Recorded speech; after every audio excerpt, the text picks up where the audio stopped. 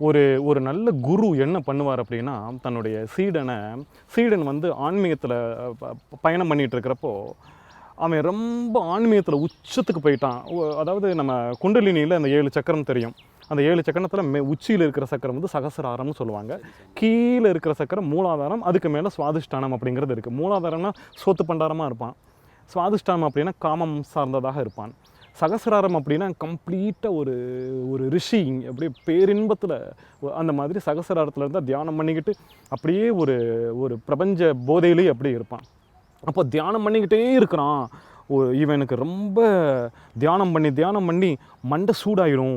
அப்படியே விட்டோம்னா அவனுக்கு வந்து மண்டை வெடிச்சிடும், நரம்பெல்லாம் வெடிச்சிடும் அப்படின்ட்டு டக்குன்னு கூப்பிடுவார். ஒரு நல்ல குரு டக்குன்னு கூப்பிட்டு இங்கே வாடா கூப்பிட்டு என்ன பண்ணுவார்னா, ஒரு 2 மாதம் அவனுக்கு லீவு. நீ தியானம் பண்ணது, நீ சகசிராரம் வரைக்கும் ஏற்றுனது, பிராணாயாமம் அதெல்லாம் பண்ணதெல்லாம் போதும். 2 மாதம் உனக்கு லீவு. நீ நேரப்போ என்னென்னா சுவை சார்ந்ததாக நீ பார்க்குறியோ எல்லாத்தையும் நல்லா வலிச்சு நக்கு. சாப்பாடோ இல்லை காமம் பண்ணணுமோ இல்லை வேறு என்னென்னலாம் உனக்கு சுவை சார்ந்ததாக இருக்கும் நல்லா வலிச்சு நக்கு. நல்லா 2 மாதம் கழித்து இந்த தேதி அப்போ நீ வா, அதுக்கப்புறம் நீ மறுபடியும் தொடர் அப்படின்னு சொல்லிட்டு இந்த ஆன்மீகத்தையும் கொஞ்சம் உலக போகத்தையும் கொஞ்சம் மாறி மாறி ஒரு 3 மாதம் ஆன்மீகத்தில் இருந்தான்னா குறைஞ்சது ஒரு 20 நாளைக்கு வந்துட்டு சுகபோகத்தில் போக விட்டுட்டு மறுபடியும் 3 மாதம் ஆன்மீகத்துக்கு வா. இப்படி மாறி மாறி எந்த குரு தன் சீடனுக்கு வழி நடத்துகிறாரோ அந்த குரு வந்துட்டு அற்புதமான குரு. இதை நான் இந்த பதிலுக்கு நான் சொல்கிறேன் அப்படின்னா, இந்த பதிலுக்கு நான் ஏன் இதை சொல்கிறேன் அப்படின்னா, புத்தருடைய வாழ்க்கையை கூட நம்ம நிறைய யூடியூப் சேனல்லே நம்ம பார்க்குறோம். புத்தர் தன்னுடைய சீடனை ஏன் ஒரு விலை மாதுவிடம் அனுப்பினார் அப்படின்னு நிறைய யூடியூப் சேனலில் பார்க்குறோம். அதுக்கான பதில் நான் இப்போ சொன்னது தான். அவர் தன்னுடைய சீடன் வந்து உச்சபட்சமான ஆன்மீகத்தில் போனோடனே அவரை கூப்பிட்டு போயிட்டு வா, இந்த பெண்ணிடம் கொஞ்சம் ஒரு நாள் நைட்டு நல்லா சந்தோஷமாக இருந்துட்டு அப்புறம் நீ வா, மறுபடியும் நீ வந்துட்டு தொடர் அப்படின்னு புத்தர் அங்கேயே வந்துட்டு தன் சீடனை வழி நடத்தி இருக்கிறார். சரி, இப்போது இந்த கேள்வியை இந்த பதிலை நான் அடுத்த தளத்துக்கு நான் கொண்டுட்டு போக விரும்புகிறேன். நம்ம உடல் இருக்கே, இந்த உடலுடைய இயக்கமே பாருங்கள், 2 துளை இருக்கா மூக்கில். ஏன் ஒரு துளை போதாதா? மூச்சு அப்படி உள்வாங்குறோம், புஷ்ஷுன்னு வெளியில் விடுறோம். 2 துளை ஏன் பாருங்கள். இந்த நம்ம கடவுளுடைய இந்த உடல் படைப்பு இருக்கே, இதில் இருக்கிற அந்த மெக்கானிசம் அற்புதமான மெக்கானிசம். இது என்னென்னா, ஒரு துளை வழியாக, அதாவது இடகலை பிங்களை அதெல்லாம் நம்ம பின்னாடி பார்ப்போம். ஒரு துளை வழியாக ஒரு குறிப்பிட்ட நேரம் வரைக்கும் காற்று போய்கிட்டே இருக்கும்.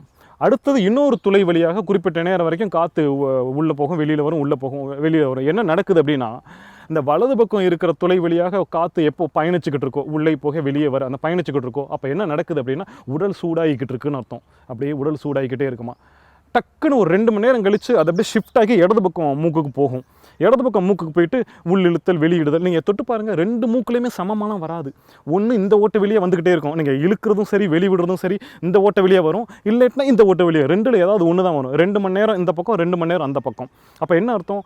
2 மணி நேரம் உடலை குளிர்விக்கிறது, 2 மணி நேரம் உடலை சூடாக்குகிறது அப்படிங்கிற ஒரு மெக்கானிசத்தை பிரபஞ்சம் அழகாக வடிவமைச்சு நம்மளுடைய உடம்புக்குள்ளே வச்சுருக்கிறாங்க. சரியா? இப்போ நான் இதெல்லாம் நான் சொல்லிக்கிட்டே வரேன். ஒரு குரு வந்து தன்னுடைய சீடனை உச்சபட்சமான நிலையிலேருந்து பார்த்தோன்னே அவனை மறுபடியும் வந்துட்டு போகத்தை அனுபவிக்க விடுறார், உச்ச நிலைக்கு கொண்டு போகிறார். இப்படி பண்ணிட்டு இருக்கிறாரா? இப்போ நான் ஒரிஜினலாகவே நம்ம உடம்புல இருக்கிற மெக்கானிசத்தையும் நான் பார்க்குறேன். அது தன்னைத்தானே சூடாக்குகிறது, தன்னைத்தானே குளிர்விக்கிறது, இதையும் வந்துட்டு கரெக்டாக அது பண்ணிக்கிட்டே இருக்குதா? இப்போ நான் போதைப் பொருளுக்கு நான் வர்றேன். இந்த போதைப் பொருள், அதிலும் குறிப்பாக சொல்ல வேண்டும் என்றால் தவறாக எடுத்துக்கொள்ளாதீர்கள், கஞ்சா. சிவன் அப்படின்னு சொன்னாலே கஞ்சா அப்படிங்கிற ஒரு போதைப் பொருளை உட்கொண்டால் சரி என்ன நடக்குது? நான் இந்த இடத்துல பகிரங்கமாக ஒன்று சொல்ல விரும்புகிறேன். நான் சின்ன வயசுலேருந்து எனக்கு எந்த பழக்கமும் இல்லை. நான் காஃபி டீ கூட குடிக்கிறது இல்லை. எனக்கு இந்த சிகரெட்டு வாடை கூட, எனக்கு அந்த பீடியெல்லாம் குடிக்கிறாங்கன்னா எனக்கு ரொம்ப ஓங்கரிப்பாக இருக்கும். ஆனால் இந்த கஞ்சாவை பற்றி ஒரு சில தகவல்கள் வந்தவுடன் நான் வெளிப்படையாக பகிரங்கமாகவே சொல்கிறேன், எனக்கு ஒரு சின்ன சிந்தனையே வந்துருச்சு. ஏன்னா நான் ஆன்மீகத்தில் வேறு இருக்கிறேன், கொஞ்சம் வளர்ந்து வந்துக்கிட்டு இருக்கிறேன். நான் சொல்கிறது ஒரு 10 வருடங்களுக்கு முன்பு. சாப்பிட்றலாமா?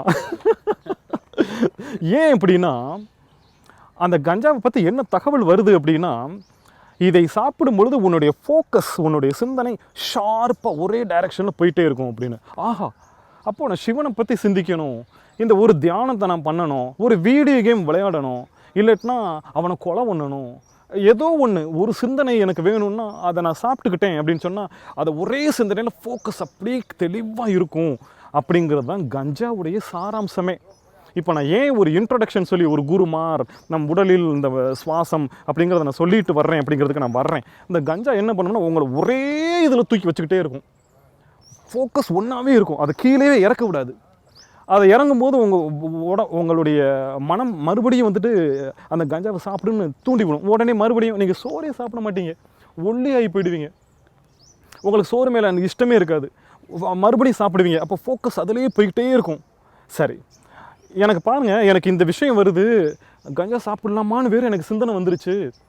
நான் வந்துட்டு சும்மா விட மாட்டேன். நான் என்ன பண்ணுவேன்னா, கூகுள் இருக்குது, அத்தனை ஆராய்ச்சிகளையும் நான் படித்து பார்க்குறேன். கஞ்சா சம்மந்தமான அத்தனை ஆராய்ச்சிகளையும் நான் படித்து பார்க்குறேன். அது என்ன பண்ணுது, அது பண்ணுறது உண்மையிலே நல்லதா, உடம்புக்கு கெடுதல் வருமா, அல்லது உண்மையிலே நலம் விளைவிக்குதா அப்படிங்கிற ஆராய்ச்சிகளையும் கொட்டி படித்து பார்க்கிறேன். பெருமக்களை, இளைஞர்களே, உண்மையை சொல்கிறேன். அந்த ஆராய்ச்சியில் தெளிவாக சொல்கிறார்கள், கஞ்சா உண்மையிலேயே உங்களுடைய ஃபோக்கஸை ஷார்ப்பாக கொண்டு போகுது தான், அதுவும் ஒரு ஆராய்ச்சி சொல்கிறது. ஆனால் கஞ்சா உங்களை இர்ரிப்பேரபிள், அதாவது உங்களை மீட்டெடுக்க முடியாத பைத்தியமாக ஆக்கி விடுகிறது அப்படிங்கிறத ஒரு ஆராய்ச்சி தெளிவாக சொல்கிறது. மூளைக்குள்ளே இருக்கிற ஒரு ஒரு ஒரு ஒரு காம்பவுண்டு, அந்த ஒரு கெமிக்கல் காம்பவுண்ட், அந்த காம்பவுண்டை மீட்டெடுக்க முடியாத நிலைக்கு வந்துட்டு அது முக்கியமான ஒரு கெமிக்கல். நம்ம மூளைக்குள்ளே இருக்கிற ஒரு திரவம், அந்த திரவத்தை கம்ப்ளீட்டாக வந்துட்டு எராடிகேட் பண்ணிடுது அப்படின்னு ஒரு ஆராய்ச்சியில் நான் படித்து பார்க்குறேன். அப்போ என்ன அர்த்தம், கஞ்சாவை நம்ம வந்துட்டு சாப்பிட மீட்டெடுக்க முடியாத ஒரு பைத்தியமாகி போகிறதுக்காக நம்ம தியானம் பண்ணுறோம், அதுக்காக நம்ம ஆன்மீகத்தில் கஞ்சாவை சேர்க்குறோம் அப்படிங்கிற புரிதல் வராத நபர்கள் தான் இந்த மாதிரி ஆன்மீக ஸ்தலங்களில் உட்காந்துக்கிட்டு கஞ்சாவை சாப்பிட்டா நமக்கு வந்துட்டு சிவபோதையிலே இருக்கலாம், கஞ்சாவை சாப்பிட்டா தியானம் நல்லா பண்ணலாம் அப்படின்னு. நான் மறுபடியும் சொல்கிறேன், இந்த உச்சபட்சமான ஞானம் எல்லாம் லட்சத்தில் ஒருவருக்கு தான் வந்து சேருகிறது. அதை நம்ம ரொம்ப ஆழமாக பார்க்குறது இல்லை, நுனிப்புள்.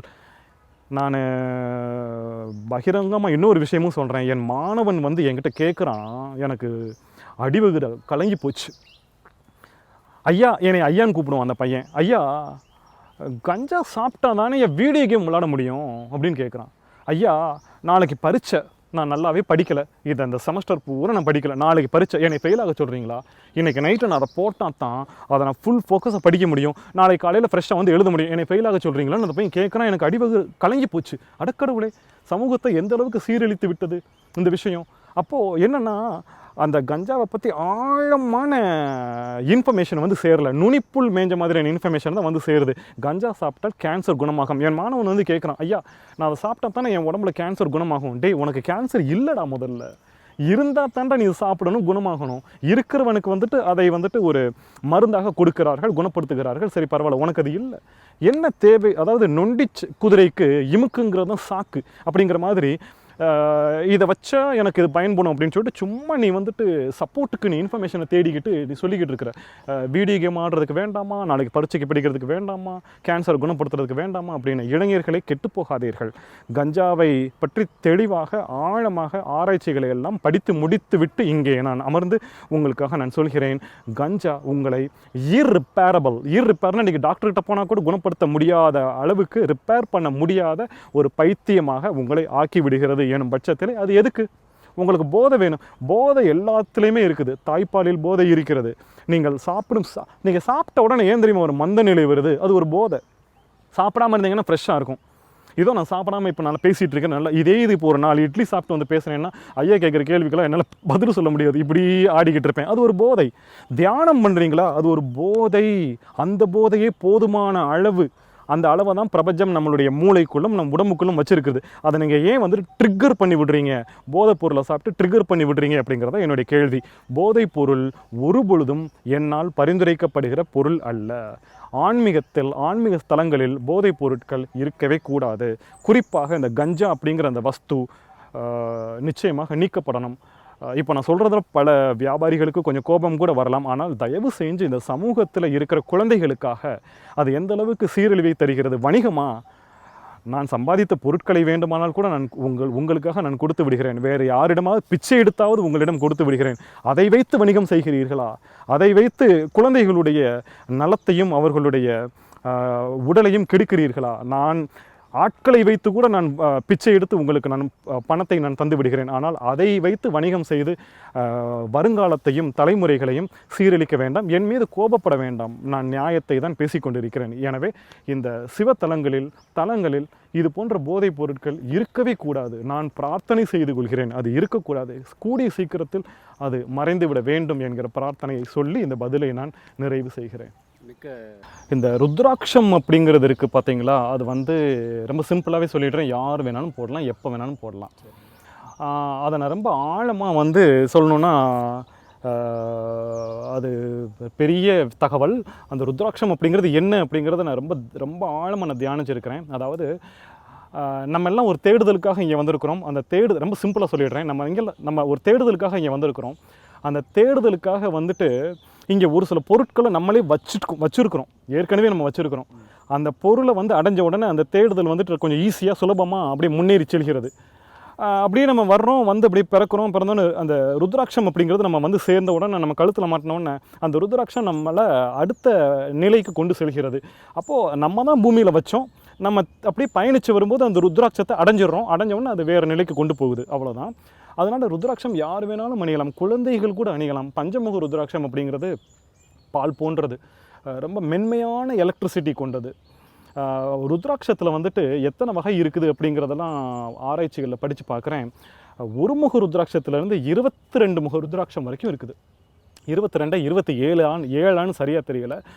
எக்கச்சக்கமான ஒரு 27 வகை ருத்ராட்சம் இருக்குது. அந்த ஒரு முக ருத்ராட்சம் என்ன பண்ணும், அதோடைய எலக்ட்ரிசிட்டி வேறு. 2 முக ருத்ராட்சம் அது என்ன பண்ணும். எனக்கு தெரிஞ்சு 17 முக ருத்ராட்சம்னு நினைக்கிறேன். அதை துறவி போடக்கூடாது. அந்த 17 முக ருத்ராட்சம் காமத்துக்கானது. எனக்கு அதை படித்து பார்த்தோன்னா ரொம்ப ஆச்சரியமாக போச்சு. அந்த 17 முக ருத்ராட்சம் திருமணமான கணவன் மனைவி தான் போடணும்.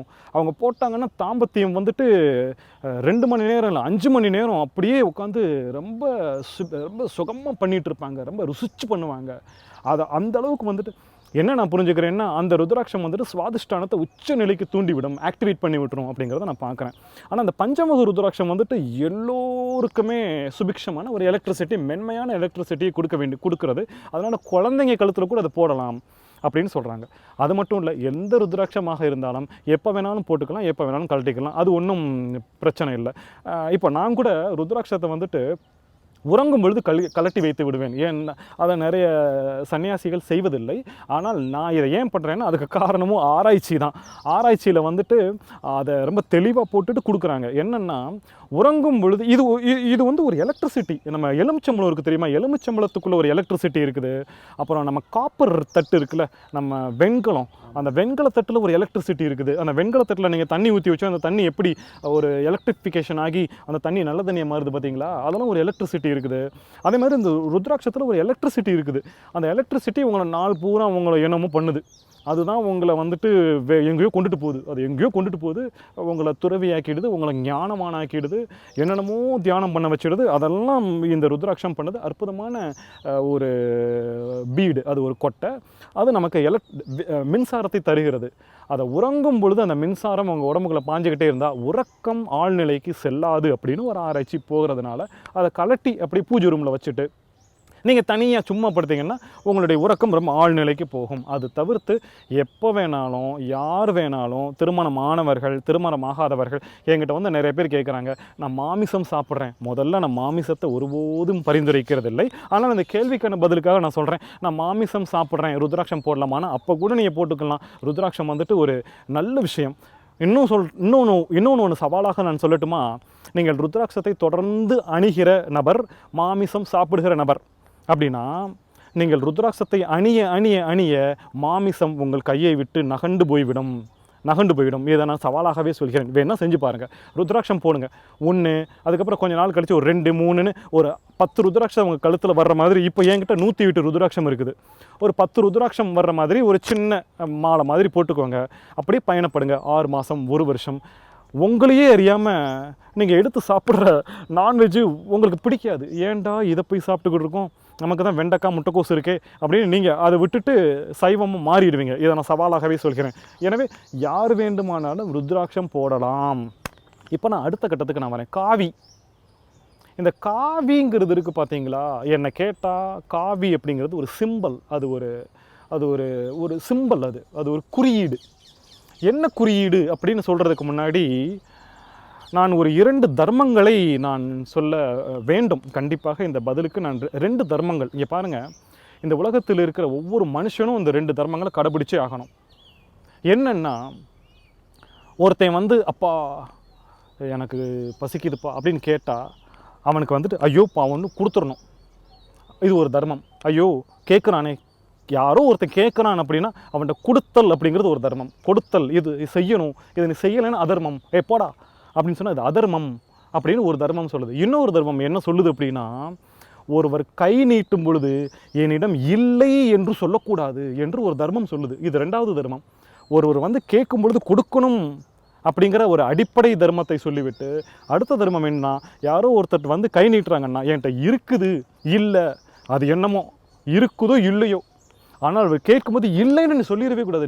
நீயே பிச்சைக்காரனாக இருந்தால் கூட, நீயே துறவியாக இருந்தால் கூட, உன்கிட்ட ஒன்றுமே கிடையாதுன்னா கூட யாரோ கை நீட்டுறாங்க அப்படின்னா அவர்கிட்ட இல்லைங்க, என்கிட்ட இல்லைங்கன்னு நீ சொல்லக்கூடாதுன்றது ஒரு தர்மம். இந்த ரெண்டு தர்மமும் வருது. இந்த ரெண்டு தர்மத்தையும் பாதுகாக்கிற ஒரு குறியீடு எது தெரியுமா? இதுதான். இந்த காவி வேஷ்டி போட்டிருக்கிறான் ஒருத்தன் அப்படின்னா அவன்கிட்ட ஒன்றும் இல்லை, நான் போய் கேட்டக்கூடாது, நான் போய் கேட்டேன்னா அவன் இல்லைன்னு சொல்கிற ஒரு தர்ம சங்கடத்துக்கு அவன் ஆளாயிடுவானே, அது எனக்கும் பாவம், அவனுக்கும் பாவம், அவன் பாவம் என்ன பண்ணுவான் அப்படிங்கிற. இன்னொன்று, நான் போய் கை நீட்டினேன்னா அவன் கொடுக்கணும், அது மொதல் தர்மம். அவன் என்ன இருக்குது அவன் கொடுப்பான். இந்த ரெண்டு தர்மத்தையும் பாதுகாக்கிற ஒரு குறியீடு இந்த காவி உடை. நான் மொதல் பொருள் சொன்னேனே, ருத்ராட்சத்தை யார் வேண்டுமானாலும் அணியலாம் அப்படின்னு, நான் யாருமே சொல்லாத ஒரு தகவலை சொல்கிறேன். காவி உடையை எல்லோரும் எல்லாம் அணியக்கூடாது, துறவியை தவிர வேறு எல்லோரும் அணியக்கூடாது. ஏன் தெரியுமா? இந்த காவி வேஷ்டி அப்படிங்கிறது ஒரு குறியீடு. என்னிடம் எதுவும் இல்லையப்பா. இது சுவாமி இந்த பதிலை யார் தெரியுமா சொன்னாங்க? இந்த ரெண்டு தர்மம் அப்படி சுவாமி விவேகானந்தர் வந்துட்டு அமெரிக்காவுக்கு போகிறார். அமெரிக்காவுக்கு போனவொன்னு அங்கே இருக்கிற ஒரு வெள்ளைக்காரர் சுவாமி விவேகானந்தரை பார்த்து இந்த கேள்வி கேட்குறார். என்ன கேள்வி கேட்குறாருன்னா, நீ ஏன் இப்படி கட்டிகிட்டு இருக்கிறீங்க, இதையும் கட்டிகிட்டு இருக்கிறீங்க, இது இல்லாமல் நீங்கள் என்ன மாதிரி வந்துட்டு பேண்ட் ஷர்ட் போட்டுட்டு இருக்க வேண்டியதானே அப்படின்னு கேட்டதுக்கான பதிலாக சுவாமி விவேகானந்தர் சொல்கிறார், இல்லைங்க, இந்த ரெண்டு தர்மத்தை காப்பதற்காக இந்தியாவிலே நாங்கள் அனைவரும் இதை கட்டி கொண்டிருக்கிறோம், இதை பார்த்து விட்டு யாருமே வந்து எங்ககிட்ட எதுவும் கேட்க மாட்டாங்க அப்படின்னு சுவாமி விவேகானந்தர் வந்துட்டு பதில் சொல்கிறார். எனவே அப்போது நான் பொருள் இல்லாதவன். இப்போ என்னை கேட்குறீங்களா, நான் ஒரு துறவி, என்கிட்ட பொருள் இல்லை, அதனால் நான் இதை கட்டியிருக்கிறேன். யாராவது வந்து கேட்டாங்கன்னா யாரும் என்கிட்ட வந்து கேட்க மாட்டாங்க. ஏன்னா இது ஒரு சிம்பிளாக இருக்குது. நான் ஒன்று சொல்கிறேன், பொருள் இருக்குது. ஒரு இல்லறத்தான், அவன் கையில் பொருள் இருக்குது, அவன் காவி உடை அணிஞ்சுக்கிட்டு இருந்தால் அது தவறானதாக இல்லையா? என்கிட்ட பொருள் இருக்குது ஆனால் நான் காவி உடை போட்டுக்கிட்டு இருக்கிறேன் அப்படின்னா அது வந்துட்டு தவறானதாக இல்லையா? கண்டிப்பாக. அதனால் காவி உடை எல்லோருமே அணிந்து கொண்டு இருக்கக்கூடாது, ஒரு துறவி மட்டும்தான் அணிந்து கொண்டு இருக்க வேண்டும் என்கிற பதிலை, ருத்ராட்சத்தை யார் வேண்டுமானாலும் அணியலாம் என்கிற பதிலையும் சொல்லிக்கொண்டு, ஐயாவிற்கு ஒரு நமஸ்காரத்தையும் சொல்லிக்கொண்டு இந்த பதிலை நான் நிறைவு செய்கிறேன். சிறப்பாக சொன்னீங்க. ஆன்மீகத்துக்கான அளவுகோல் எது, மனிதநேயத்துக்கான அளவுகோல் எது? எனக்கு இந்த அளவுகோல் அப்படிங்கிற அந்த சொல் ரொம்ப பிடிச்சிருக்குது. ஏன்னா அது மெஷர்மெண்ட். ஆக்சுவலாக அளவுகோல் அப்படிங்கிறது ஒரு மெஷர்மெண்ட். இப்போது நான் என்ன அதை பார்க்குறேன்னா, இப்போது ஒரு நீளம், ஒரு ரோடு, அந்த ரோடை அளக்கணும், அது ஒரு நீளம், லெங்க்த்து அளக்கிறதுக்கான அளவுகோல் எது, எதை வச்சு அளக்கிறது அப்படின்னு பார்த்தோம்னா சென்டிமீட்டர். ஒரு அடி ஸ்கேலை கொடுத்தோம்னா அந்த பையன் அளந்துருவான், இது வந்துட்டு இத்தனை கிலோமீட்டர், ஒரு ஸ்கேலை வச்சு அளந்துருவான். அப்போது அது சென்டிமீட்டர், மில்லிமீட்டர், மீட்ரு, அதுதான் வந்துட்டு அளவுகோல்.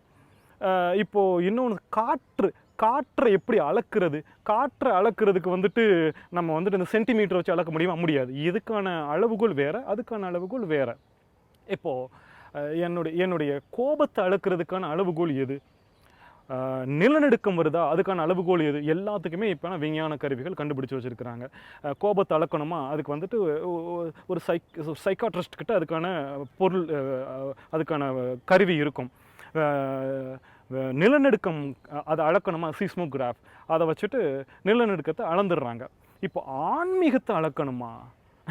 அற்புதமான கேள்வி பார்த்தீங்களா? ஆன்மீகத்துக்கான அளவுகோல் நான் ரொம்ப தியானித்து பார்க்குறேன். எது வந்துட்டு இப்போது ஒரு 10 நபர்கள், அவர்கள் எல்லோருமே ஆன்மீகவாதிகள், அவர்களுடைய ஆன்மீகத்தை அளக்கணும் அப்படின்னா அந்த அளவீடு வந்துட்டு எப்படி நான் அளக்கிறது? அதில் எது வந்து உச்சநிலை, எது வந்துட்டு தேவையில்லாத ஆன்மீகம், இந்த மாதிரிலாம் ஆன்மீகம் பண்ணக்கூடாது, இது வந்துட்டு இந்த இதே கிடையாது, இதெல்லாம் தேவையில்லை அப்படின்னு நான் எப்படி சொல்கிறது அப்படின்னு நான் பார்க்கும்போது எனக்கு முதல்ல ஒரு பதில் வந்துச்சு. சென்டிமீட்டர் அப்படின்னு சொல்கிற மாதிரி ஆன்மீகத்துக்கான அளவுகோலாக ஒரு பதில் வந்துச்சு. அப்புறம் அப்படி தியானிச்சுக்கிட்டே இருக்கிறேன், அந்த பதில் இல்லையே, ஒரு இடத்துல இடிக்குது, கிடையாது, இதுதான் சரியான பதில் அப்படின்னு வந்து சேருது. அந்த இரண்டாவது விஷயம்தான் ஒரிஜினல் பதில். அதை சொல்கிறதுக்கு முன்னாடி முதல்ல எனக்கு என்ன வந்துச்சு அப்படிங்கிறதையும் நான் சொல்லிடுறேன். ஆன்மீகத்துக்கான அளவுகோல் ஞானம் அப்படின்னு எனக்கு வந்து சேருது. ஒரு மனிதனுக்கு சின்ன வயசில் ஞானம் அப்படியே அப்படியே வளர்ந்து வளர்ந்து வளர்ந்து வளர்ந்து வருதா, அப்போது அவனுக்கு ஆன்மீகத்தில் அப்படி வளர்ந்து வளர்ந்து வர்றான். நீ பூஜை ரூமில் உட்காந்து பூஜை பண்ணுற, தியானம் பண்ணுற, தியானம் எத்தனை வருஷம் நீ பண்ணிக்கிட்டு இருந்தாலும் உனக்கு ஞானம் வளரலையா, உனக்கு ஆன்மீகம் வளரலை. நீ வந்துட்டு நல்லா வளர்ந்து வளர்ந்து வர்ற, உனக்கு ஞானம் வந்து ஒரு 10 வயசு பையனுடைய ஞானத்தை பார்த்தீங்கன்னா அவன் வந்து புத்தர் மாதிரி பேசுகிறானா அப்படின்னா அவனுடைய ஞானம் உச்சபட்சத்தில் இருக்குது அப்படின்னு அர்த்தம். அப்போ அவனுக்கு ஆன்மீகம் பெருசாக இருக்குது அப்படின்னு அர்த்தம். 80 வயசு 90 வயசு ஆயிடுச்சு, அவருக்கு ஞானம் இல்லை அப்படின்னா அவருக்கு வந்துட்டு ஆன்மீகம் இல்லை அப்படின்னு அந்த ஞானம்தான் அளவுகோலோ அப்படின்னு நான் பார்த்துட்ருக்கிறப்போ எனக்கு அது பதிலாக எனக்கு சரியாக படலை. ஆன்மீகத்துக்கான அளவுகோலாக இன்னொரு பதில் வந்து எனக்கு சேருது. அதுதான் அந்த ஞானம் அப்படிங்கிறத விட சிறந்த பதிலாக எனக்கு இருப்பதாக தோன்றுகிறது. அது என்ன அப்படின்னா துறவு. உங்களோட மனசில் எவ்வளவுக்கு எவ்வளோ வந்துட்டு இது வேண்டாம் வேண்டாம் வேண்டாம் அப்படின்னு மனசு அப்படியே வந்துட்டு இது வேண்டான்னு உதிர்க்குதோ, சின்ன குழந்தையாக இருக்கும், அந்த குழந்தைகிட்ட போயிட்டு கண்ணு உனக்கு நான் தங்கத்தோடு வாங்கி போடட்டுமா, வேண்டாம்ப்பா அதை வச்சு நான் என்ன பண்ண போகிறேன்னு அந்த பொண்ணு சொல்லிச்சுன்னா அந்த பொண்ணு அவங்க அம்மாவை விட பெரிய ஆன்மீகவாதி. அவங்க அம்மா எனக்கு நகை வேணும், அது வேணும், இது வேணும், நெத்திச்சுட்டி வேணும், அது இதுன்னு சொல்லிகிட்டு இருப்பாங்க. ஒரு சின்ன பாப்பா எனக்கு அதெல்லாம் வேண்டாம்ப்பா, எனக்கு பாட்டி தான் வேணும், பாட்டியோட கதை தான் வேணும் அப்படின்னு சொல்லிச்சுன்னா அந்த குழந்தை வந்துட்டு ஆன்மீகவாதி, பெரிய ஆன்மீகவாதி. அப்போது துறவு நிலை அப்படிங்கிறது தான் ஆன்மீகத்துடைய அளவுகோலாக நான் பார்க்கிறேன். அப்போது அந்த துறவு ஒரு ஆளுக்கிட்ட அப்படி விட்டு பார்க்குறோம், அவனுடைய துறவு நிலை எவ்வளோ இருக்குது அப்படின்னு பார்த்தா ஒன்றுமே இல்லை. அவன் துறக்கிறதுக்கே பயப்படுறான், எல்லாத்தையும் இறுக்கி பிடிச்சிக்கிட்டு இருக்கிறான், எனக்கு எல்லாமே வேணும் அப்படின்னு நினைக்கிறான்னா அவன் ஆன்மீகத்தில் கீழ்நிலையில் இருக்கிறான் அப்படின்னு அந்த அளவுகோல் சொல்லுது. ஒரு ரிஷி இருக்கிறார், அவர்கிட்ட அப்படி விட்டு பார்க்குறாங்க, பார்த்தோன்னே என்னோட 0% காட்டுது. அப்போ அவர் எல்லாத்தையும் விட்டுவிட்டார், அவர் எல்லாத்தையும் துறந்துட்டார் அப்படின்பொழுது அவர் ஆன்மீகத்தின் உச்ச நிலையில் இருக்கிறார். அப்போது அளவுகோலாக நான் எதை பார்க்கிறேன் என்றால் ஞானம் என்கிற ஒரு ஸ்கேல், அதை விட துறவு அப்படிங்கிற ஒரு ஸ்கேல், அந்த ஸ்கேலை வச்சு பார்க்கும்போது வந்துட்டு ஆன்மீகம் உச்சத்தில் இருப்பதாக நான் பார்க்கிறேன். நம்ம பூஜை ரூமில் வச்சு நான் நிறைய சன்னியாசிகளை பார்க்குறேன், ஒரு சாமி பணம் வச்சுருக்கிறாங்க, அதில் எக்கச்சக்கமாக அலங்காரம் பண்ணுறாங்க. அது பக்தி மார்க்கம் என்று சொன்னால் கூட ஒரு சன்னியாசி டெய்லி வந்துட்டு அந்த கதம்ப பூ வாங்குறாரு, அப்படியே எக்கச்சக்கமாக வாங்கி அலங்காரம் பண்ணுறாரு. நான் போகும்போது பார்க்குறேன், இதை பார்த்தால் திருக்கோவில் போல் இருக்கிறதே, ஒரு சன்னியாசியுடைய பிளாட்ஃபார்ம் மாதிரி கூட இல்லையே அப்படின்னு எக்கச்சக்கமாக பூக்களை போட்டு அலங்காரம் பண்ணி அவர் செய்கிறார். அப்போது அந்த அலங்காரத்தை பார்க்கும்போது எனக்கு அவருடைய அளவுகோல் அப்படி கொஞ்சம் கீழே இருக்கிற, அவருக்கு அதெல்லாம் வேணும், எனக்கு அந்த பூ வேணும், ஊதுபத்தி வேணும், சூடை வேணும், விளக்கு வேணும், அது வேணும், இது வேணும்னு எக்கச்சக்கமாக வச்சுக்கிறாரே அப்படின்னா என்னால் இதை விட முடியவில்லை, இதை வைத்து தான் நான் இறை வழிபாடே செய்ய முடியும் அப்படின்னு அவர் சொல்கிறாருன்னா அவரால் விட முடியலை அப்படின்னா அவர் 50-50 கொஞ்சம் துறந்து காட்டுக்குள்ளே வந்திருக்கிறார், மீதி பாதியை துறக்க முடியலை. அப்போது அந்த ஸ்கேல், அந்த மெஷர்மெண்ட் வந்து என்ன சொல்லுது அப்படின்னா பாதி தான் துறந்துருக்கிற, மீதி பாதியை துறக்க முடியலை அப்படின்னு அந்த மெஷர்மெண்ட் சொல்லுது. இன்னும் ஒருத்தர் கோவணம் கட்டிட்டு வந்து அப்படி உட்காந்துருக்கிறார், தன் மார்பில் இருந்த பூநூலை கூட அறுத்து தூக்கி விட்டு, ஜாதியை மதத்தை தூக்கி எறிந்து விட்டு வந்து உட்கார்ந்துருக்கிறார், கோவணத்தை கட்டிட்டு உட்காந்துருக்கிறார். எனக்கு அது வேண்டாம், சோறு வந்தால் சாப்பிட்றேன், இல்லாட்டினா அப்படியே கிடக்கிறேன், செத்து கூட போகிறேன் அப்படின்னு வந்திருக்கிறாருன்னா அவருடைய ஸ்கேல் பார்த்தோம்னா உச்சபட்சமான அளவீடாக இருப்பதாக நான் பார்க்கிறேன். அப்போது ஆன்மீகத்துக்கான அளவுகோல் துறவு அப்படிங்கிறது என்னுடைய பதிலாக, என் சிற்றறிவை கேட்டு பதிலாக சொல்லிவிட்டு அடுத்து ஐயா அந்த கேள்வியிலே இன்னொரு கிளை கேள்வி கேட்டார், மனித நேயத்துக்கான அளவுகோல் எது அப்படின்னு. இங்கே பாருங்கள், ஒரு அம்மா அவங்களோட குழந்தையை கூப்பிட்டு இங்கே வாடா ராஜா அப்படின்னு பருப்பு சாதம் பிசைந்து ஊட்டி விடுகிறார். சரியா, இது பேர் என்ன தெரியுமா? அன்பு, பாசம். தன் குழந்தைக்கு இப்படி பருப்பு சாதம் ஊட்டி விடுறார். பக்கத்து வீட்டு குழந்தை வருது, வந்த உடனே என்ன பண்ணுவார், அந்த பருப்பு சாதத்தை இப்படி வச்சுட்டு, கண்ணு போ போ போ போ அம்மா, உங்கள் அம்மா கிட்ட போய் சாப்பிடு, போ சாப்பிட்டுட்டு நீ அப்புறம் வா, அப்புறம் நீயும் என் பையனும் சேர்ந்து நீ விளையாடலாம், நீ போய் சாப்பிட்டு வா. இந்த பருப்பு சாதத்தை பக்கத்து வீட்டு குழந்தைக்கு இந்த அம்மா ஊட்டுவதற்கு மனம் வரவில்லை என்றால் அதற்கு பெயர் பாசம், அன்பு. ஒருவேளை அந்த அம்மா தன் பக்கத்து வீட்டு குழந்தையாக இருந்தாலும், பிச்சைக்காரனாக இருந்தாலும், யாராக இருந்தாலும் தன் குழந்தைக்கு ஊட்டிவிட்ட அதே பருப்பு சாதம் அவனுக்கும் அதே பசிதானே என்று பிசைந்து ஊட்டிவிட்டால் அதற்கு பெயர் அன்பல்ல, அதற்கு பெயர் பாசம் அல்ல, அதற்கு பெயர் அருள். அப்போ மனிதநேயத்துக்கான அளவுகோல் அப்படின்னு கேட்டிங்கன்னா நான் வந்துட்டு ஆன்மீகத்துக்கான அளவுகோல் துறவு. ஒரு சின்ன குழந்தையிலேருந்து ஆரம்பிச்சு பெரிய ஆள் வரைக்கும் அந்த அளவுகோலை வச்சு அளந்து பார்த்துடலாம் துறவு நிலை எவ்வளோ இருக்குது அப்படின்னு. அதே மாதிரி மனித நேயத்துக்கான அளவுகோல் அருள். எவ்வளவுக்கு எவ்வளவு ஒருத்தர்கிட்ட அருள் வருகிறதோ அவ்வளவுக்கு அவ்வளவு மனிதநேயம் வரும். ஒரு சில மாநகரங்களில் நான் பார்க்கிறேன், பெயர் சொல்ல விரும்பவில்லை, அந்த மாநகரங்களில் ஆக்சிடென்ட் நடக்குது. நம்மெல்லாம் மதுரை, திருநெல்வேலி அந்த மாதிரியான ஊர்லேருந்து நம்ம வந்திருப்போம். மதுரையிலலாம் பார்த்தோம்னா ஒரு சின்ன விபத்து நடந்தாலும் எல்லோரும் அள்ளி குமிச்சு போலீஸெல்லாம் வர்றாங்க, வரல, அதெல்லாம் கிடையாது. மனிதநேயம். அவன் ஒரு உயிர் அடிபட்டு கிடக்கிறான், ரத்தம் கொட்டுது, செத்து போனாலும் போயிடுவான், உடனே ஆம்புலன்ஸ்க்கு ஃபோன் பண்ணுறதோ என்னமோ பண்ணுவாங்க.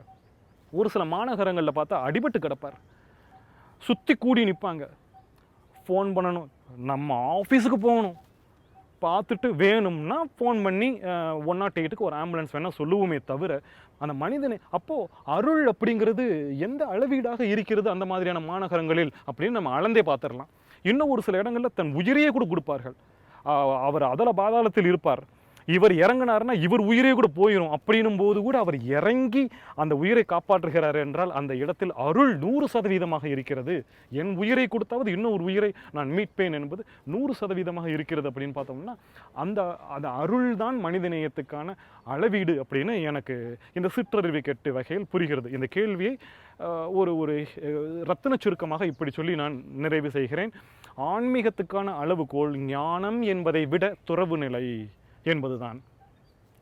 அவ்வளோ பெரிய பூஜை ரூமெல்லாம் தேவை கிடையாது. ஒரு சின்ன விளக்கு ஏற்றி வச்சுட்டு இப்படி தியானம் பண்ணால் கூட, ஏன் அந்த சின்ன விளக்கு கூட இல்லாமல் நீ சும்மா உட்காந்து தியானம் பண்ணாலே ஆன்மீகத்தின் உச்சநிலை. அப்போ துறவு அப்படிங்கிறத பதிலாக சொல்லிக்கிட்டு மனிதநேயத்துக்கான அளவுகோல் எது அப்படின்னு கேட்டால் அன்பில்லை, பாசமில்லை. பாசம்ன்றது அது வேற. மனிதநேயத்துக்கான அளவுகோல் அருள். அந்த அருள் இருந்தால் தான் அன்புக்கும் அருளுக்கும் வித்தியாசம் அதுதான். அன்பு என்பது சுயநலம் சார்ந்தது, அருள் என்பது மொத்த உலகத்தையும் சேர்த்து பார்க்கிற ஒரு பார்வை சார்ந்தது. எனவே அந்த அருள் இருப்பது தான் மனிதநேயம், துறவு இருப்பது தான் ஆன்மீகம் என்று சொல்லி இந்த விடையை நான் கண்ணுக்கு தெரிகிற கடவுள், கண்ணுக்கு தெரியாத கடவுள். இந்த கேள்வியை ஒரு 20 வயது இளைஞன்கிட்ட நீங்கள் கேட்டிருந்தீங்க அப்படின்னா ரொம்ப டக்குன்னு ஷார்ப்பாக அந்த தம்பி பதில் சொல்லியிருப்பார். கண்ணுக்கு தெரிகிற கடவுளா எங்கள் அம்மா தான், கண்ணுக்கு தெரியாத கடவுளா சிவபெருமான் தான் அப்படின்னு டப்புன்னு பதில் சொல்லியிருப்பார். ஆனால் நீங்கள் கேட்டதும் ஒரு துறவிக்கிட்ட கேட்டீங்க. என்கிட்ட மட்டும் இல்லை, எந்த ஒரு துறவியிடம் கேட்டால் கூட கண்ணுக்கு தெரிகிற கண்ணுக்கு தெரியாத அந்த மாதிரியான வகையறாவே கிடையாது, எல்லாமே கடவுள் தான் அப்படின்னு ஒரு துறவி சொல்வார். ஏன்னா பார்க்க முடியாத சூட்சும வடிவத்தில் இருக்கிற சிந்தனையாக இருக்கிற மூளைக்குள்ள சிந்தனையை என்னமோ ஒன்று வந்துச்சா, அந்த சிந்தனை கூட கடவுள் தான். அப்போது A to Z எல்லாமே கடவுள் தான் அப்படின்னு துறவியோட பதிலாக வரும். எனக்கும் அப்படி தான் தோணுது. எல்லாமே ஏதோ ஒரு பைரவர் வருகிறார், தண்ணி கொடுத்து விட்டு செல்கிறார், அதை ஒரு கடவுளாகத்தான் எனக்கு தோணுது. அதோ பைரவர்கள் சாப்பிட்டுட்டு இருக்கிறாங்க, அதெல்லாம் பார்க்கும்போது கடவுளாகத்தான் தோன்றுகிறது. எனக்கு டக்குன்னு ஒன்று ஞாபகத்துக்கு வருது, ஏதோ கடவுள் செல்கிறார் அப்படின்னு தோணுது. எனக்கு டக்குன்னு ஒன்று ஞாபகத்துக்கு வருது, பாரதியார்கிட்ட பாரதியாருடைய சீடர் ஐயா நான் எதை கும்பிடணும், எது கடவுள்? பாரதியார் சொல்கிறார் பாருங்க ஒரு பாட்டு, அந்த பாட்டு எனக்கு ரொம்ப பிடிச்சி போச்சு, அற்புதமான பாட்டு. டே உன்னை கடிக்கிறதே தேள், அழுக்கா இருக்கிறதே கழுத, மலம் சாப்பிடுகிறதே பண்ணி, அதெல்லாம் பார்த்து சங்கரா சங்கரான்னு சொல்லுடா, அது கடவுள்டா அப்படின்னு சொல்கிறார். சொன்னதுக்கப்புறம் அவருக்கு அது பிடிக்கலை. ஏன்னா அந்த பண்ணியை பார்த்து கீழான பன்றி அப்படின்ற ஒரு வார்த்தையை அவர் உபயோகிச்சிட்டார். அதனால் என்னடா பண்ணியை பார்த்து கீழான பன்றின்ல நம்ம வார்த்தையை போட்டுட்டோம் அப்படின்ட்டு அப்படியே பாரதியார் பாட்டை தொடர்றார். என்ன தொடர்றாருன்னா, டே மலம் இருக்கே, மலம் குப்பை கூலம் இருக்கே, அதை கும்பிடுறான்றாரு. அது கடவுள்டா, அதை கும்பிடுறா, சங்கரா சங்கரான்னு சொல்லி கும்பிடுறான்றாரு. அவர் அப்படியே சொல்லிக்கிட்டே போகிறார், அப்படியே இதை கும்பிடுறா அதை கும்பிடுறா அதை அப்படி சொல்லிக்கிட்டே போய்கிட்டே இருக்கிறார். கடைசியில் என்னது அவரால் எதை சொல்கிறது எதை விடுறதுன்னு தெரியல. டே வானத்து உச்சியிலிருந்து பூமி வரைக்கும் அனைத்தும் கடவுள்டா, போடா, வானத்து உச்சியிலிருந்து பூமி வரைக்கும் எல்லாத்தையும் கும்பிடுறா, எல்லாமே கடவுள்டா அப்படின்னு பாரதியார் சொல்கிறார். அப்போது எல்லாமே கடவுள் அப்படின்னு நான் எதை விடுறது, கண்ணை மூடினா கடவுள், கண்ணை திறந்தா கடவுள்னு நான் எதை சொல்கிறது அப்படின்னு பாரதியார் சொல்கிறார். எனக்கு இன்னொரு பாட்டும் ஞாபகத்துக்கு வருது. திருமந்திரத்தில் திருமூலர் எழுதுகிறார் ஒரு பாட்டு, அற்புதமான பாட்டு. அந்த பாட்டை நான் பாடவே நான் விரும்புகிறேன். படமாடக் கோவில் பகவருக்கு ஒன்று ஈயில், நடமாடக் கோவில் நண்பருக்கு ஆங்கு ஆகா. நடமாடக் கோவில் நண்பருக்கு ஒன்று ஈயில், படமாடக் கோவில் பகவருக்கு அங்கே ஆகுமே அப்படின்ற அந்த பாட்டு. அதுக்கு அற்புதமான பாட்டு. என் வாழ்க்கையில் அந்த பாட்டை மறக்கவே முடியாது. அந்த பாட்டுக்கான பொருள் என்ன அப்படின்னு பார்த்தீங்கன்னா, கோவிலில் இருக்கிற சுவாமிக்கு நீ போய் ஏதோ ஒன்று செஞ்ச அப்படின்னா அது ரோட்டில் இருக்கிற பிச்சைக்காரனுக்கு வந்து சேராதுடா. அதனால தான் திருமூலரை 18 சித்தர்களுள் ஒரு சித்தரை வச்சிருக்கிறாங்க. அவர் திருமந்திரத்தை கொடுத்துருக்கிறார். எவ்வளோ பெரிய வார்த்தை சொல்கிறாரு பாருங்க. அதனால தான் அவருடைய வாக்கு சித்தர். அவருடைய வாக்கே சித்தர்த்தனமான வாக்கு. அது கோவிலில் இருக்கிற சுவாமிக்கு நீ ஒன்று செஞ்ச. எனக்கு தெரிஞ்ச ஒரு அம்மா ரொம்ப ரொம்ப ஆன்மீகவாதி, பெரிய கோடீஸ்வரி. அந்த அம்மா அவங்களுக்கு பிடிச்ச ஒரு காளி தெய்வத்துக்கு 1,50,000 ரூபாய்க்கு வந்துட்டு ஒரு பட்டு சேலை வாங்கி சாத்திட்டு வர்றாங்க. எனக்கு அதை பார்க்கும்போது திருமூலருடைய இந்த பாட்டு தான் வருது. படமாடக் கோவில் பகவருக்கு ஒன்று ஈயின், நடமாடக் கோவில் நண்பருக்கு ஆங்கு ஆஹா. நீ கோவிலில் இருக்கிற சாமிக்கு நீ என்ன செய்கிறியோ அது தெருவில் போகிற பிச்சைக்காரனுக்கு வந்து சேராதுடா. 1,50,000 ரூபாய் நீ வந்துட்டு பட்டு சேலை வாங்கி கொடுத்துருக்குற, அது அந்த சாமிக்கு மட்டும்தான், இங்கே இருக்கிற பிச்சைக்காரனுக்கு வந்து சேராதுன்னு சொல்லிட்டு அடுத்த வார்த்தை ஒன்று போடுறார் திருமூலர். அது என்னன்னா, நடமாடக் கோவில் நம்பருக்கு ஒன்று, நடமாடக் கோவில் நம்பருக்கு ஒன்று ஈயின், படமாடக் கோவில் பகவருக்கு அங்கே ஆகுமே. ரோட்டில் போகிற பிச்சைக்காரனுக்கு நீ ஒன்று செஞ்சிட்டேன்னா அது நேரடியாக கோவில் இருக்கிற சாமிக்கு போய் சேர்ந்துருண்டான்றாரு. ரோட்டில் இருக்கிற பிச்சைக்காரனுக்கு நீ ட்ரெஸ் வாங்கி போடுறியா, அந்த 1,50,000 ரூபாவை பிச்சு பிச்சு பிச்சு பிச்சு ஒரு 100 பிச்சைக்காரங்களுக்கு நீ வந்துட்டு ட்ரெஸ் வாங்கி கொடுக்குறியா, சாப்பாடு வாங்கி கொடுக்குறியா, அது நேர பகவானுக்கே போய் சேர்ந்துடும் அப்படிங்கிறார். ஸோ இந்த பாடலையும் நான் பார்க்கிறேன், பாரதியார் சொன்ன பாடலையும் நான் பார்க்கிறேன். ஒட்டுமொத்தமாக பார்த்தவாறு ஐயா சொன்ன அந்த கேள்வியை நான் பார்க்கிறேன். கண்ணுக்கு தெரிகிற கடவுள் எது, கண்ணுக்கு தெரியாத கடவுள் எது? அந்த பிச்சைக்காரனை விடுறதா, கோவிலில் இருக்கிற சாமியை தான் கும்பிடுறதா, இல்லாட்டினா நம்ம பாரதியார் சொன்ன மாதிரி அந்த மலத்தை விடுவதா, குப்பை கூலத்தை விடுவதா, கீழான பன்றியை விடுவதா, தேலை விடுவதா, எதை விடுவது? எல்லாமே தெய்வம் தான். எல்லாத்தையுமே கும்பிடு. நீ நடந்து செல்லும்போது உன் பாதத்தில் முள் தைத்து விடுகிறதா, கும்பிடு. எல்லாத்தையுமே கும்பிடு என்பதனால் என் பதில் இதுதான். எல்லாமே கடவுள் தான். உனக்கு தீய நிகழ்வு ஒன்று நிகழ்கிறதா, அந்த நிகழ்வும் கடவுள் தான். உன் சிந்தனையில் ஏதோ ஒன்று வந்து சேருகிறதா, நீ சொல்கிற அதை என் மூளை செய்யுது கிடையாது, என் மூளை அந்த சிந்தனையை செய்யுது. என் மாணவன் வந்து கேட்டான், ஐயா நீங்கள் தியானத்தில் உட்காந்துருக்கிறப்போ நீங்கள் என்னமோலாம் சிந்திக்கிறீங்கல்ல, அது நீங்கள் வந்துட்டு மூளையிலிருந்து வர்றது தானே அப்படின்னு கேட்குறான். ஆமாண்டா, என் மூளையிலிருந்து வர்றது தான். ஆனால் அது அந்த தியானத்தின் மூலமாக அந்த மூளையிலிருந்து வருது. அது அந்த சமயத்தில் பகவான் கொடுக்கறது தான். அது சும்மா இருக்கிறப்பெல்லாம் வராது. அது அந்த தியானத்தில் அந்த உடம்பை அந்த அமைதிக்கு போடும்பொழுது அது மேலேருந்து வருது அப்படின்னு சொல்லும்பொழுது சிந்தனையாக வந்து சேர்வதும் கடவுள் தான் என்பதனால் எல்லாமே கடவுள் தான். எதையுமே நிராகரிக்க முடியாது. சிந்தனையாக, சூட்சுமமாக, ஸ்தூலமாக, உயிருள்ளதாக, உயிரற்றதாக, அசிங்கமாக, அழகாக எல்லாமே கடவுள் தான். இதை நீங்கள் துறவி கிட்ட கேட்டால் இப்படி தான் நான் சொன்னது. அதனால தான் இந்த கேள்வி இப்படி ஆரம்பித்தேன். ஒரு சின்ன பையன்கிட்ட கேட்டால் அவன் வேறு மாதிரி சொல்லுவான். துறவி கிட்ட கேட்டால் எல்லாமே கடவுள் தான். இதை வந்து இப்போ நான் அதை புரிஞ்சுக்கிற விதம் வந்து மலம் கூட வணங்கக்கூடியது அப்படின்றது நீங்கள் சொல்கிறதுலேருந்து, அது மலமாவதற்கு முன்னாடி நாம் ரசித்து ருசித்து உண்ணக்கூடிய உணவாக இருந்தபோது நம்ம ரசிக்கிறோம். அது நம்ம உடல் வந்து அதை எடுத்து சக்கையாக வெளியேற்றும் போது அது துர்நாற்றம் அடையுதுன்னு சொல்லிட்டு அதை வெறுக்கிறோம்.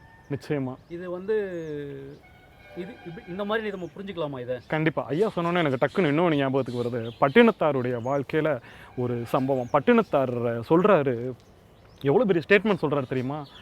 எனக்கு மலத்தை பார்க்கும் பொழுது சாப்பாடு ஞாபகம் வருகிறதுங்கிறாரு. எனக்கு மலத்தை பார்க்கும் பொழுது, யாருக்காவது நமக்கெல்லாம் மலத்தை பார்க்கும்போது ஓங்கரிக்கும், வாந்தி வரும். எனக்கு மலத்தை அடடா நேற்று தானடா இது சப்பாத்தியாக இருந்துச்சு, இட்லியாக இருந்துச்சு, எனக்கு அந்த மலத்தை பார்க்கும்போது எனக்கு இட்லியாக இருக்கிறது அப்படின்னு சொல்கிறாரு. இன்னொன்று என்ன தெரியுமா சொல்கிறாரு? தட்டில் கொண்டுட்டு வந்து சாப்பாடு வச்ச உடனே எனக்கு இந்த சாப்பாடை பார்க்கும்பொழுது எனக்கு மலமாக தோன்றுகிறதுங்கிறாரு. எப்படி போட்டார். அப்போது எல்லாமே ஒன்று தான், எல்லாமே ஒன்று தான். ஒரு இந்த இடத்துக்கு எங்கள் அம்மா சின்ன வயசில் இருக்கிறப்போ என்கிட்ட அடிக்கடி சொல்லி வந்த ஒரு வார்த்தை. நான் கடைக்கு போனோடனே அம்மா எனக்கு அது வாங்கி கொடுங்க அப்படின்னு சொல்லிட்டு நச்சரிப்பேன். தம்பி, தொண்டைக்கு அங்கிட்டு போனால் நரகல்றா, தொண்டைக்கு அது வரைக்கும் தாண்டா வேணும், தொண்டைக்கு. என்னால் வாழ்க்கையில் மறக்கவே முடியாது எங்கள் அம்மா சொல்லி கொடுத்த அந்த வார்த்தை. தொண்டைக்கு அங்கிட்டு போனால் நரகல்றா அப்படின்னு சொல்லுவாங்க. தொண்டைக்கு அங்கிட்டு போனால் நரகல், அவ்வளோதான். இங்கே இருக்கிறப்ப சாப்பாடு இப்படி போச்சுன்னா அது நரகல், அவ்வளோதான். எனவே அதை பார்த்து நீ ஓங்கரிக்க வேண்டிய, வாந்தி எடுக்க வேண்டிய அவசியமும் இல்லை, இதை பார்த்து நீ கொண்டாட வேண்டிய அவசியமும் இல்லை. அப்போ ரெண்டுமே ஒன்று தான். அப்படின்றப்போ அந்த சமநிலைக்கு வரும்பொழுது அந்த இடத்துல என்ன தோன்றும்னா கடவுள் தான் தோன்றும். அவ்வளவுதான். ரொம்ப அற்புதமாக ஐயாவும் இதை வழிமொழிந்து சொன்னீர்கள். அற்புதமான கேள்வி. ஐயாவுக்கான பதில் இந்த சிற்றறிவி கெட்டியவாறு சொல்ல முடிந்ததே என்று நான் சந்தோஷப்பட்டுக் கொள்கிறேன். ரொம்ப நன்றி. அதை பிரச்சனைகள் அப்படிங்கிற அந்த வார்த்தையை நான் பார்க்குறேன். அதுவும் குறிப்பாக இந்த கேள்வியில் பிரச்சனைகள், உளவியல் சார்ந்த பிரச்சனைகள் அப்படிங்கிற அந்த என்னை கேட்டால் பிரச்சனைகளே இல்லை அப்படின்னு தான் நான் சொல்லுவேன். ஏன் இப்படி சொல்கிறேன் அப்படின்னா, எல்லோருமே ஒவ்வொரு நிலையில் இருக்கிறாங்க. அந்த நிலையில் இருந்துட்டு போகட்டும் அப்படின்னு விடமாட்டாத விஷயம் அதுதான் பிரச்சனை. அதாவது ஒருத்தர் வந்துட்டு பைத்தியமாக இருக்கிறார் அப்படின்னா அவர் ஒரு நிலையில் இருக்கிறார். அதை நம்ம என்னென்னா ஒரு பெஞ்ச் மார்க் ஒன்று வச்சுக்கிறோம். அந்த பெஞ்ச் மார்க்கில் இருக்கிற பொருட்கள் எல்லாமே ரொம்ப நார்மலாக இருக்குது. அந்த பெஞ்ச் மார்க்குக்கு கீழே இருந்தால் ரொம்ப சப்நார்மல், அந்த பெஞ்ச் மார்க்குக்கு மேலே இருந்தால் அப்நார்மல். அந்த மாதிரி ஒரு அளவீடு இருக்குது. நார்மலாக ஒருத்தன் வந்துட்டு சம்பாதிக்கிறான், அழகாக கல்யாணம் பண்ணி திரும்ப மனைவியை வச்சுக்கிறான், குழந்தைங்களெல்லாம் கூட்டிகிட்டு கோவிலுக்கு போகிறான், தேட்டருக்கு போகிறான், வர்றான் அப்படின்றதுனா அது ரொம்ப நல்லவன், ரொம்ப நல்லவன். அதை விட்டுட்டு அவன் வேறு ஏதோ பண்ணிட்டான் அப்படின்னு சொன்னால் ரொம்ப மோசம் அப்படிங்கிற மாதிரி ஆயிடுது. இப்போது இதை தான் வந்துட்டு பிரச்சனை. நான் என்ன பார்க்குறேன்னா, அந்த பெஞ்ச் மார்க்காக நம்ம இருக்கிறதுக்கு தான் அந்த சமுதாயம் வந்துட்டு ஆசைப்படுது. எல்லோருமே நார்மலாக இருக்கணும். அந்த நார்மலுக்கு கீழே மேலே அப்படின்னு போயிட்டாலே போச்சு அவன் பைத்தியம். இல்லாட்டினா வந்துட்டு அதுக்கும் மேலே, அதாவது நார்மலாக இல்லாமல் மேலே போயிட்டா ஒரு ஞானியாக இருந்தால் அவனையும் லூஸு. ஒரு உதாரணத்துக்கு சொல்லணும்னா ஐன்ஸ்டீன் எடுத்துப்போமே. அவரெல்லாம் வந்துட்டு மனநல பாதிக்கப்பட்டவர் அப்படின்னு தான் சொல்ல ஆரம்பிச்சிருந்துருக்குறாங்க அவருடைய வாழ்க்கையில். நியூட்டன் எடுத்துக்கிட்டோம்னா அவரையும் அப்படி தான். இந்த மாதிரி உச்சபட்சமான ஞானிகள், அவங்க விஞ்ஞானிகள் அந்த மாதிரி போனால் அவங்களையும் பிடிச்சி பைத்தியம். நார்மலுக்கு கீழே இருந்தால் அவனையும் பைத்தியம். இந்த பெஞ்ச் மார்க்கு முதல்ல எனக்கு இன்னும் ஒன்று சொல்லணும்னு தோணுது. இப்போ ஆஃப்ரிக்காவில் வந்துட்டு நார்மலாகவே இந்த டெம்பரேச்சர் எப்படி இருக்கும் அப்படின்னு சொன்னால் 42 டிகிரி செல்சியஸை ஒட்டி இருக்கும், தாங்க முடியாது. அவனுக்கு ஒரு 30 டிகிரி செல்சியஸில் வந்துட்டு ஒரு பொருளை கொடுத்தோன்னா அவனுக்கு குளிரும். ஒரு பொருள் அவனுக்கு இப்போ அவ்வளோ வெப்பத்தில் இருக்கிற ஒருத்தன் 42 டிகிரி செல்சியஸில் இருக்கிற ஒருத்தனுக்கு ஒரு 30 டிகிரி, ஒரு 12 டிகிரி குறைஞ்ச ஒரு பொருள் அதை அவன் கையில் வச்சோம்னா குளிரும் அந்த பொருள்.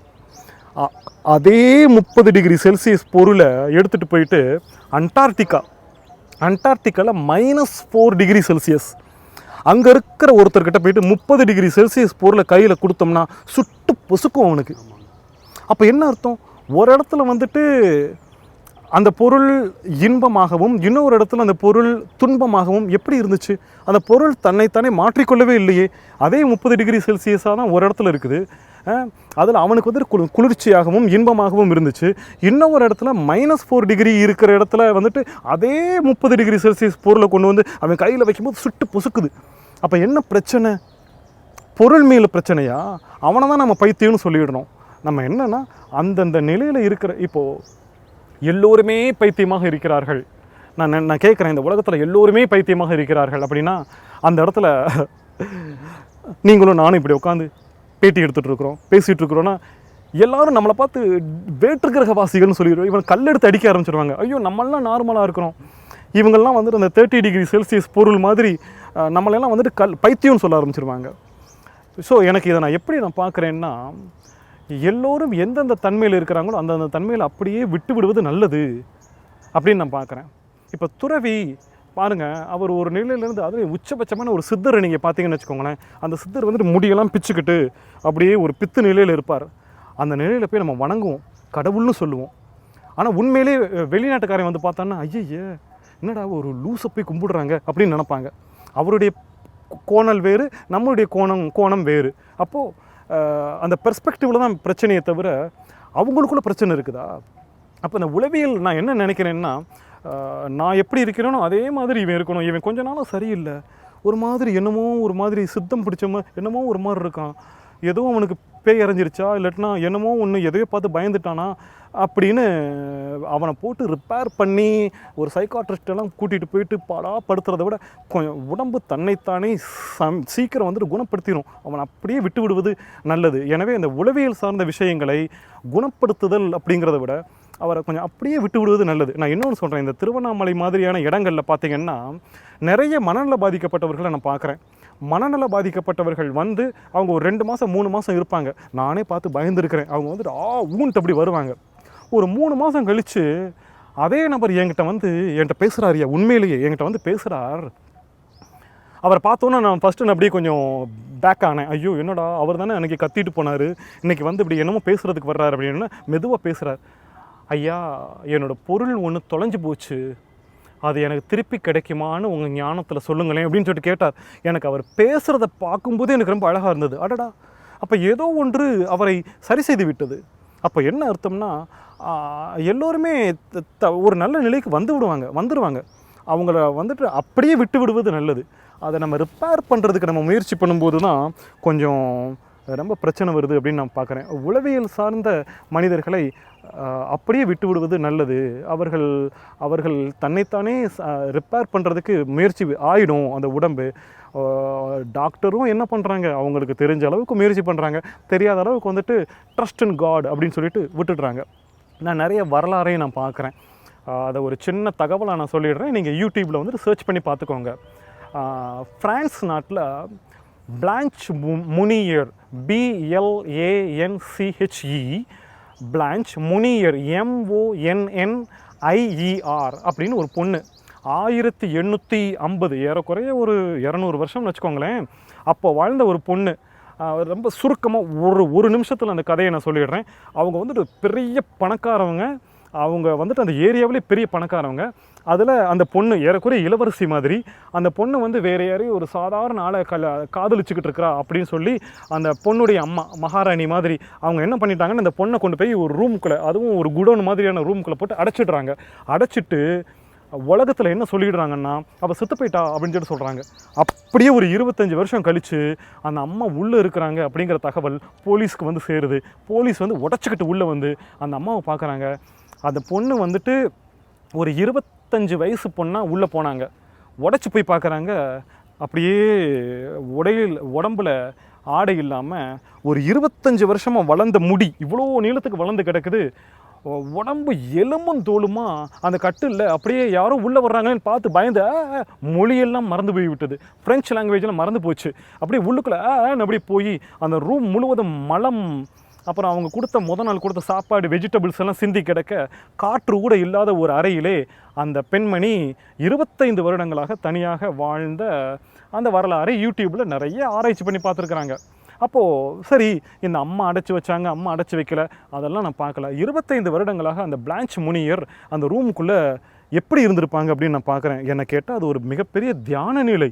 எவ்வளவு தனிமை, எவ்வளவு ஒரு அற்புதமான தனிமை கிடைச்சிருக்குது அந்த பிளான்ச் முனியருக்கு அப்படின்னு நான் பார்க்குறேன். எப்போது இந்த பைத்தியம்னு பார்த்தா பைத்தியங்க, சித்தன்னு பார்த்தா சித்தனுங்க, அவ்வளவுதான். ஞானின்னு பார்த்தா ஞானி, ஐன்ஸ்டீன்னு பார்த்தா ஐன்ஸ்டீன், அவர் வந்துட்டு பித்து பிடிச்ச லூஸுன்னு பார்த்தா பித்து பிடிச்ச லூஸ், அவ்வளவுதான். நியூட்டனுடைய வாழ்க்கையில் ஒரு செய்தி ஒன்று உண்டு. அவர் அப்படியே அவர் வீட்டுக்கு வந்திருக்கிறாரு, வீடே மறந்து போச்சான். ஸ்கூல்லேருந்து அப்படியே வர்றாராம், வீடே மறந்து போச்சான். அப்படியே எங்கேயோ போகிறாராம். என் வீடு எதுன்னு தெரியாமல் பக்கத்தில் இருக்கிறவர்கிட்ட கேட்டு, ஐயா என் வீடு எது அப்படின்னு கூட்டிகிட்டு வந்து விட்டாங்களாம். அவரை பிடிச்சி மனநல பாதிக்கப்பட்டவர்களை சேர்த்து விட்டுருந்தா இன்றைக்கி உலகத்துக்கு நியூட்டன் கிடச்சிருப்பாங்களா? கிடையாது. அதனால் நியூட்டன்னு பார்த்தா நியூட்டன், பைத்தியக்காரன்னு பார்த்தா பைத்தியக்காரன், பிரச்சனைன்னு பார்த்தா பிரச்சனை இல்லைன்னு பார்த்தா பிரச்சனை இல்லை. அதனால் இந்த உளவியல் சார்ந்த விஷயத்தை மட்டும் கொஞ்சம் ரொம்ப நுட்பமாக பார்க்க வேண்டியதாக இருக்குது. அதை போட்டு ரொம்ப ப்ரெஷர் பண்ணி, ஏற்கனவே அது மனநலம் சார்ந்த விஷயம், அதில் ப்ரெஷர் பண்ணி அதை ஏதோ நான் ஒக்குடுறேன், ரிப்பேர் பண்ணுறேன்னு சொல்லி நம்ம போட்டு என்னமாவது பண்ணி இருக்கிறத இன்னமும் ரொம்ப கேவலமாக ஆக்கி விடுறதுக்கு பதிலாக அதை அப்படியே விட்டு விடுதல். மேலே இருக்க பிரபஞ்சம் வந்துட்டு அழகாக அதை பார்த்துக்கிறோம். அதனால தான் நான் என்ன இன்னும் பரிந்துரைக்கிறேன்னா, யாராவது மனநல பாதிக்கப்பட்டவர்கள் இருக்கிறார்களா அல்லது இருக்கிறீர்களா, திருவண்ணாமலை மாதிரியான சக்தி வாய்ந்த இடத்துக்கு வாங்க. பிரபஞ்சம், இந்த சக்தி உங்களை ரிப்பேர் பண்ணிடுறோம். அதனால் இதெல்லாம் கொஞ்சம் ரொம்ப ரொம்ப நேர்த்தியாக, ரொம்ப பொறுமையாக கையாளப்பட வேண்டிய விஷயம். ரொம்ப போட்டு நம்ம அதை ப்ரெஷர் பண்ணி அவருக்கு ஏதாவது பண்ணணும் அப்படி இப்படின்னு பண்ணோம்னா அது ரொம்ப உடஞ்சி சுக்குநூறாக போயிடும் என்பதனால் உளவியல் சார்ந்த பிரச்சனைகளாக பார்க்காமல் அப்படியே சுமூகமாக விட்டு விடுவது, ஒரு காலத்திலே அது தானாக ரிப்பேர் ஆகிவிடும், சரியாகிவிடும் என்கிற பாசிட்டிவிட்டியையும் நம்ம மனசில் வச்சுக்கிறணும்.